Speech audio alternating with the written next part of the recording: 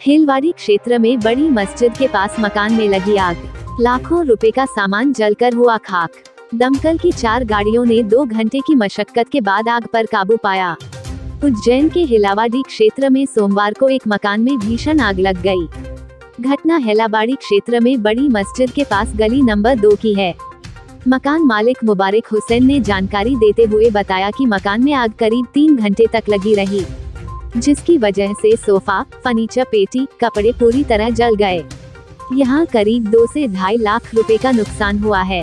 दमकल कर्मी भारत सिंह परिहार ने बताया कि करीब 4 दमकल की गाड़ियों को 1 से 1.5 घंटे आग बुझाने में लगे। हालांकि यह भी स्पष्ट नहीं हो पाया है कि आग किन कारणों की वजह से लगी।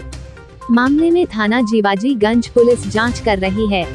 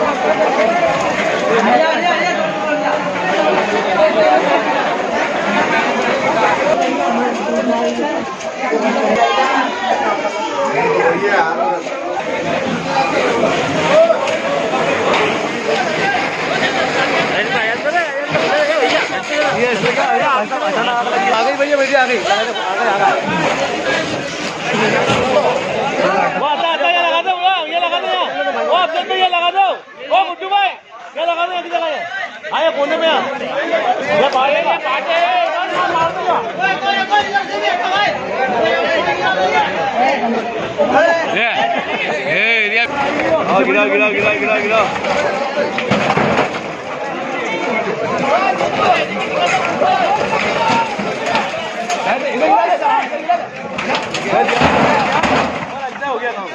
ये दे दे यार, ये बाहर करते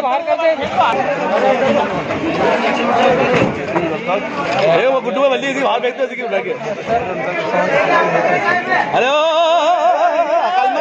गिराया आदमी खड़ा हुआ दिख रही है। कंट्रोल रूम से फ़ोन आया था कि हिलावाड़ी के अंदर मकान में आग लगी है, तो उस पर फिर हम यहाँ पे फाइटर लेके आए। यहाँ पर देखा कि आग ज़्यादा है, तो हमारे 2 फाइटर और बुलवाए और 2 वाटर लारियाँ बुलवाई, और फिर हमने मतलब 1-1.5 घंटे की मकसद करने के बाद में आग पर काबू पाया। कितनी गाड़ियाँ लगी आग पे पानी की? हमारी कम से कम 4 गाड़ियाँ लग चुकी हैं यहाँ पे पानी की, और कम से कम 9 व्यक्ति हमने मिलके आग पर काबू पाया। क्या जल गया? उनके जो मकान में जो घर का सामान रहता है वो पूरा सब एक तरह से पूरा सब कुछ जल चुका है, सब खत्म हो गया है। आपका नाम और? मेरा नाम भारत सिंह परिहार। क्या मकान था भाई साहब? ये वार्ड नंबर 11 है, इसको बोलते वार्ड नंबर 11 हिलावाड़ी, बड़ी मस्जिद के पीछे हिलावाड़ी, गली नंबर 2, मकान नंबर 55, गौतम मार्ग गली। ये नुकसान हुआ है। हमारा घर का मकान है, हमारे दादा का मकान है, फजल हुसैन इलाही बख्श का मकान है ये, और हमारी दादी के नाम है फिलहाल मकान ये, सिराजन भाई के नाम है मकान ये। इसमें सुबह 9 बजे से आग लग रही है, तो 2-3 से 3 घंटे होगा आग लगते लगते, आगजनी होते होते, और इसका कारण को मालूम नहीं है क्या कारण है। ये अचानक आग लगी है, और इसमें कम से कम हमारा अलमारी, सोफे और फर्नीचर और कपड़े वगैरह, पेटी वगैरह सब जल के राख हो गई है। पूरा 2 मंजिल मकान था, ये पूरा मकान पूरा तोड़ के नस्तो नाबूद हो गया है। ये हमारा बहुत ज़्यादा नुकसान हो गया। वैसे गरीब लोग हैं, गरीब तबका है, मजदूरी करने वाले लोग हैं। कितने का नुकसान हुआ करना? ये भाई साहब 2 से 2.5 लाख रुपये का नुकसान है पूरा कंप्लीट। और आस पड़ोसी को भी नुकसान हुआ है थोड़ा सा। मतलब मकान को छोड़ के सामान का भी नुकसान हुआ। सामान, बर्तन थे और कपड़ा वगैरह थे, अपने अलमारी थी पूरे तरह से खाक हो गया है। फर्नीचर खाक हो गया, पूरा मस्त नाबूद हो गया है। आपका नाम और कौन है आप उनको? मैं यहाँ का पोता हूँ, मैं वारिस हूँ यहाँ का। मुबारक हुसैन नाम है मेरा। क्या नाम? मुबारक हुसैन। और मेरे दादा का मकान है, दादा। उज्जैन में कलेक्टर कार्यालय के समक्ष किसानों का प्रदर्शन।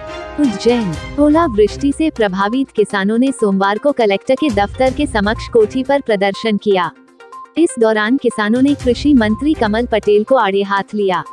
किसानों ने धरातल पर आकर नुकसान देखने का कहा। बाद में प्रशासन के अधिकारी को ज्ञापन सौंपा गया। किसानों ने कहा कि कृषि मंत्री कमल पटेल सिर्फ भाषणबाजी ना करें, किसानों की मदद भी करें।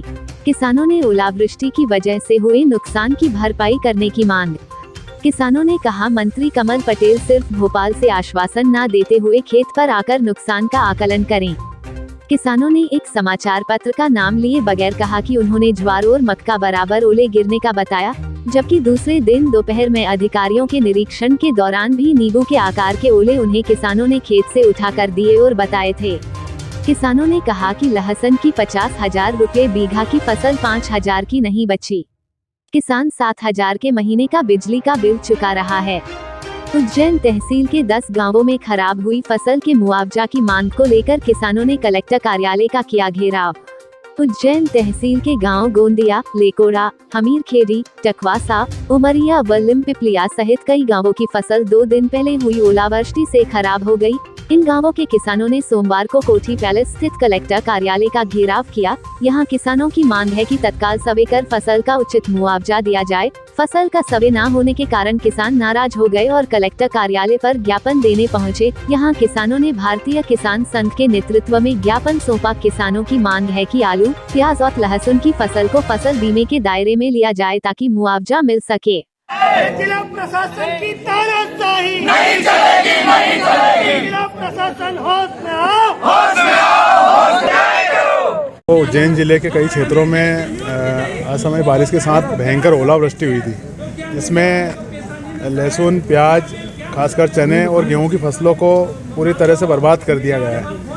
कुछ राजनीतिक दल के लोग जरूर क्षेत्र में गए थे, पर वो अपनी नेतागिरी और रोटी सेक कर लौट आए। प्रशासन द्वारा आज तक उस पर कोई कार्रवाई नहीं की है। हमने कहा था कि आप तत्काल सर्वे करवाकर सीधे राहत राशि की घोषणा सरकार करे, पर आज 3 दिन हो गए हैं, अभी तक कोई कार्रवाई नहीं हुई है। इसी को लेकर आज हमने कलेक्टर कार्यालय का घेराव किया है। हमारी मांग है कि तत्काल राहत राशि किसानों को दी जाए और जो फसल बीमा है, फसल बीमा में जो कमियां हैं, लहसुन, प्याज और आलू का आज तक फसल बीमा की प्रीमियम नहीं कट रही और ना ही किसानों को क्लेम मिलता है। तो हमारी मांग है कि इन तीनों फसलों का भी बीमा किया जाए और तत्काल बीमा क्लेम की राशि किसानों के खातों में डाली जाए। सरकार द्वारा 2020 में जब सोयाबीन की फसलें हमारे उज्जैन ज़िले में काफ़ी क्षेत्रों में ख़राब हुई थी, उसकी बीमा क्लेम की राशि आज दिवस तक किसानों को नहीं मिली है। तो ऐसे में जो अधिकारी आश्वासन देते हैं उन पर विश्वास नहीं है। इसी बात को लेकर आज हमने मुख्यमंत्री के नाम कलेक्टर के यहाँ ज्ञापन देने के लिए आए हैं।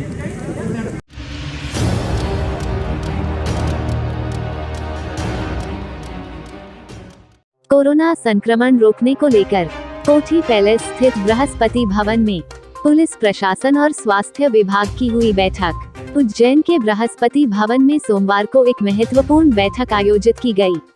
बैठक में कलेक्टर आशीष सिंह, पुलिस अधीक्षक सत्येंद्र कुमार शुक्ल, जिला panchayat CEO, city additional SP, ADM, SDM सहित स्वास्थ्य विभाग का अमला मौजूद रहा। बढ़ते कोरोना संक्रमण को लेकर बैठक में चर्चा की गई।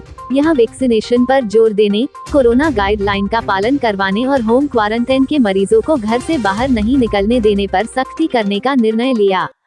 देखिए, आज कोरोना को लेके पूरे ज़िले भर की जो पूरी टीम है, जिसमें एसपी साहब के साथ सारे एसडीएम, सारे एसडीओपी, सारे बीएमओ पूरे ज़िले भर के और शहर के इंसिडेंट कमांडर सम्मिलित हुए और जिस तेज़ी से संक्रमण बढ़ा है और ग्रामीण क्षेत्रों में जो फैला है उसको लेके ये बैठक आयोजित करी गई थी। इसमें प्रमुख हमारा जो निर्देश दिए गए हैं कि वैक्सीनेशन जो बचा हुआ है सेकेंड डोज का और इसके साथ साथ 15 से 18 साल के बच्चों का उसको तत्काल करा लिया जाए। इसके अलावा तीसरा डोज भी आज फ्रंटलाइन वर्कर्स को और जो हमारे हेल्थ वर्कर्स हैं और इसके साथ साथ जो 60 साल से ऊपर के ऐसे व्यक्ति जिनको कोई कोमॉर्बिड कंडीशन है, कोई अन्य बीमारी है, उनको आज शुरू हुए हैं, वो भी हमारे द्वारा शुरू करा लिया जाए। इसके साथ साथ जैसे ही केसेस हमको पता चलते हैं वैसे उनको हम लोग होम आइसोलेट करें, उनकी मॉनिटरिंग करें और उनसे अन्य लोगों को संक्रमण ना फैल पाए, इसके लिए RRTs की पर्याप्त रूप से व्यवस्था करने के निर्देश सभी को प्रदान किए गए हैं। मास्क और सोशल डिस्टेंसिंग आज भी सबसे ज़्यादा ज़रूरी है, उसके लिए जागरूकता और स्पॉट फाइन दोनों में हम लोग वृद्धि करें, इस संबंधित निर्देश दिए गए हैं। कुल मिला के कोरोना के बढ़ते हुए जो केसेज हैं उनको हम लोग नज़रअंदाज नहीं कर सकते हैं, बहुत तेज़ी से हमको क्विक रिस्पांस करने की आवश्यकता है, जिसके लिए बैठक बुलाई गई। वन कोठी पर एक कोऑर्डिनेशन मीटिंग हुई है। इसमें मुख्य रूप से जो सभी पुलिस के अधिकारी और रेवेन्यू के अधिकारी, हेल्थ के ऑफिसर्स, कलेक्टर साहब और SP साहब के द्वारा ये बैठक ली गई है और इसमें मुख्य रूप से जो परिस्थितियां हैं कोविड को लेकर के, उसमें पब्लिक अवेयरनेस, जो जन जागरूकता अभियान, साथ में जो रोको टोको अभियान है उसको और कड़ाई से पालन करना, कुछ जो होम क्वारंटीन या होम आइसोलेशन में जो जिन लोगों को रखा गया है उनकी निगरानी के कहीं कोई वायलेशन तो नहीं हो, अगर ऐसे लोग जो वायलेशन करेंगे उनके विरुद्ध भी कार्रवाई की जाएगी।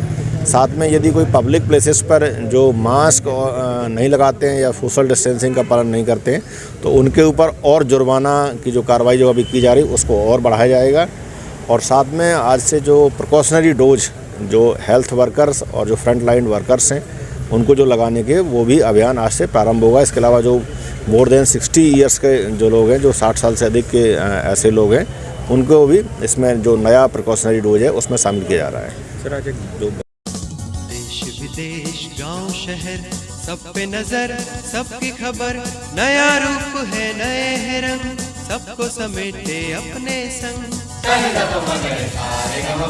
आपका अपना शहर का सपना दैनिक अवंतिका, दैनिक अवंतिका, दैनिक अवंतिका। राजनीति, फिल्मी बातें, सब कुछ ही हम इसमें पाते। घर, होटल, ऑफिस या दफ्तर, क्लर्क, प्यून या हो फिर अफसर, सबका चहेता, सबका प्यारा दैनिक अवंतिका, दैनिक अवंतिका।